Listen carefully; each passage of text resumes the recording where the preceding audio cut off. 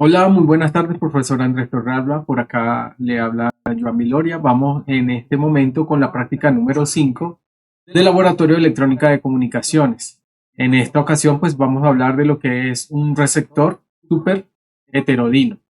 Normalmente, pues, un receptor súper heterodino es lo que uno llama como un mezclador de señal. Estos normalmente son usados en la recepción de señales de audio, en este caso de radio y televisión. También son utilizados, estos receptores super heterodinos son utilizados para los sistemas de comunicaciones por radares, para hacer la recepción de las señales que llegan y poder tener un mejor retorno de la señal. También son utilizados en sistemas satelitales para hacer la modulación y demodulación de las radiofrecuencias de los satélites, y también son utilizados muy comúnmente para comunicaciones inalámbricas. Esto ayuda a que en la recepción de la señal pues se pueda transformar en una señal de más baja frecuencia para que pueda ser procesada de una manera mucho más amigable. En este sentido, pues vamos con la práctica número 5 que dice, en la actividad número 1, que dice el mezclador de señales. Realice el montaje de la figura 1 e inserte las siguientes señales a su circuito. Entonces, tenemos la señal número 1 con una amplitud de 2 voltios y una frecuencia de 100 Hz. Tenemos una señal número 2 con una amplitud de 3 voltios y una frecuencia de 200 Hz. Y la señal número 3 con una amplitud de 4 voltios y una frecuencia de 300 Hz. Aquí está el circuito. Y inicie la simulación, analice el funcionamiento del circuito, mencione qué configuración tiene y analice la señal de salida en comparación con las tres señales de entrada. Entonces tenemos acá en Proteus ya realizado el circuito. Tenemos la señal número 1, señal número 2 y señal número 3. ¿Ok? Ya las vimos aquí anteriormente.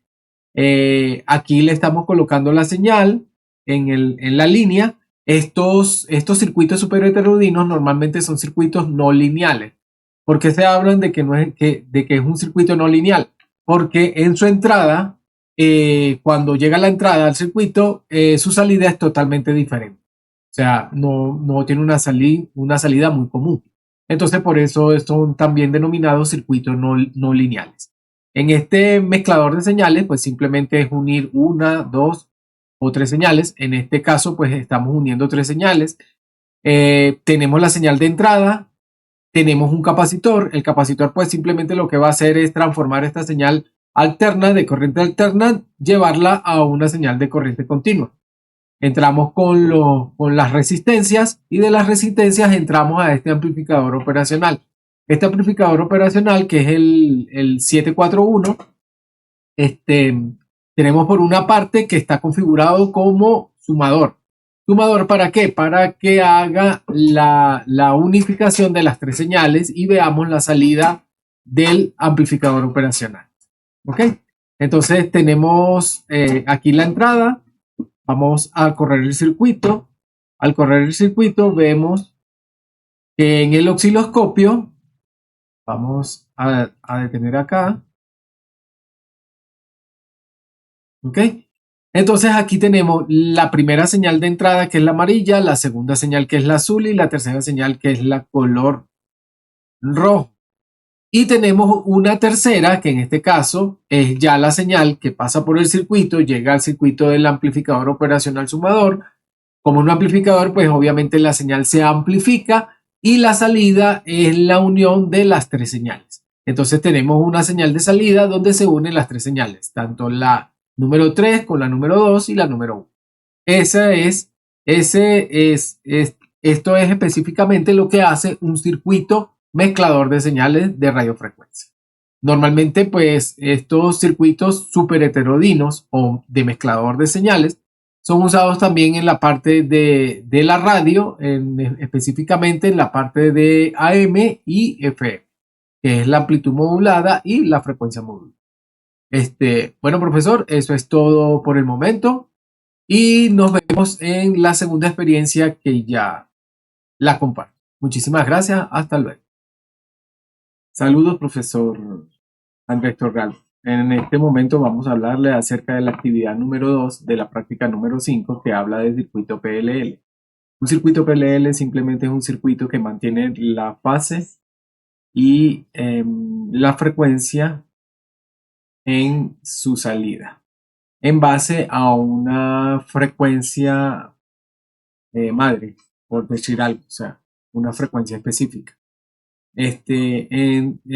Dentro de los circuitos PLL, sus aplicaciones se utilizan para sincronizaciones de reloj, para demodulaciones de frecuencia y en la parte de radiofrecuencia para demoduladores de señales. En eso es que funcionan los circuitos PLL. En este caso, un circuito PLL 4046, internamente tiene tres bloques muy específicos, de los cuales tenemos existe el primero, que es un comparador de fase. El segundo es un VCO, que es un oscilador controlado por voltaje o controlado por tensión, y un filtro pasabaja. Esos son los tres bloques que mantiene un circuito PLL 4046. En este caso, el 4046 específicamente, aquí lo tenemos.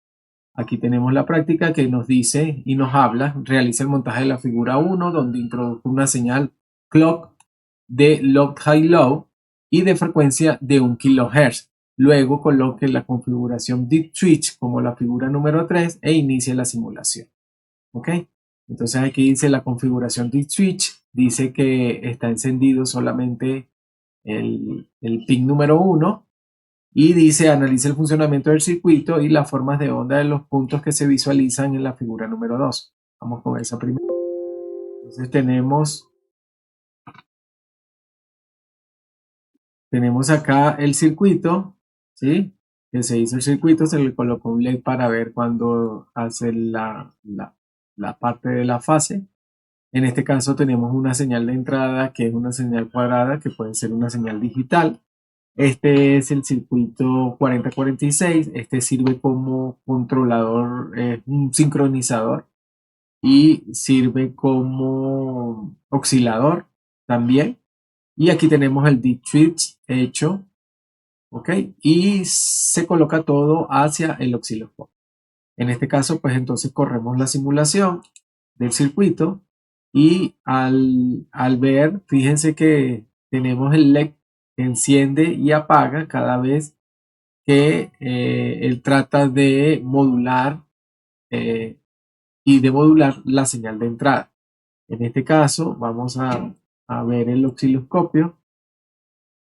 En el osciloscopio muestra la señal. En este caso está mostrando la señal principal, que en este caso es la amarilla, que es de 1 kHz, que va de aquí completamente la fase hasta acá.